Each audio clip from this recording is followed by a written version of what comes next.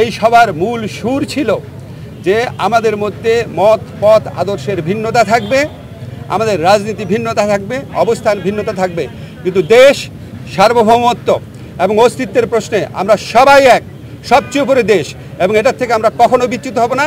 বাংলাদেশকে দুর্বল, শক্তিহীন, নতজানু ভাবার কোনো রকম অবকাশ নাই।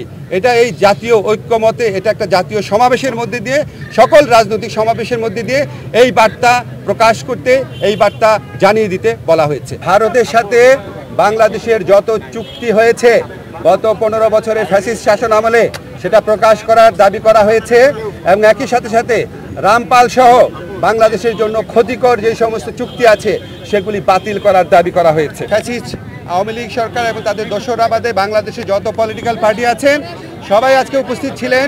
নানান মত পথ আদর্শের ভিন্নতা ছিল, কিন্তু সবাই একত্রে বাংলাদেশের সার্বভৌমত্ব, অস্তিত্ব, স্বাধীনতা এবং মর্যাদা রক্ষার প্রশ্নে সবাই ঐক্যবদ্ধ থাকার ঘোষণা দিয়েছেন এবং ঐক্যমত জানিয়েছেন। ওনারা এই সমস্ত আমাদের এই সভাতে যেই সমস্ত বিষয়ে ঐক্যমত প্রতিষ্ঠিত হয়েছে আমি একটু পড়ে শোনাচ্ছি আপনাদের। প্রথমেই ভারতে যে বাংলাদেশ বিরোধী বিভিন্ন তৎপরতা চলছে, বাংলাদেশের উপ হাইকমিশনে হামলা, বাংলাদেশ বিরোধী প্রচারণা, বাংলাদেশের অভ্যন্তরীণ ব্যাপারে হস্তক্ষেপ, এসবের তীব্র নিন্দা জানানো হয়েছে এবং ভারতের এই সমস্ত পদক্ষেপের বিরুদ্ধে বর্তমান সরকারের যে আত্মমর্যাদাশীল এবং সাহসী ভূমিকা তার প্রশংসা করা হয়েছে এবং সরকারের সাথে সলিডারিটি প্রকাশ করা হয়েছে।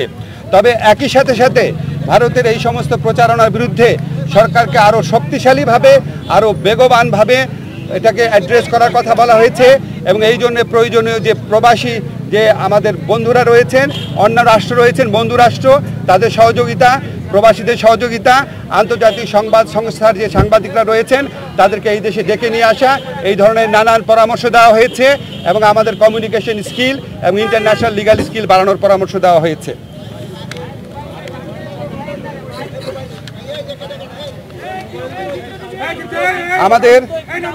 আমাদের একই সাথে সাথে ভারতের সাথে বাংলাদেশের যত চুক্তি হয়েছে গত 15 বছরের ফ্যাসিস্ট শাসন আমলে, সেটা প্রকাশ করার দাবি করা হয়েছে এবং একই সাথে সাথে রামপাল সহ বাংলাদেশের জন্য ক্ষতিকর যে সমস্ত চুক্তি আছে সেগুলি বাতিল করার দাবি করা হয়েছে।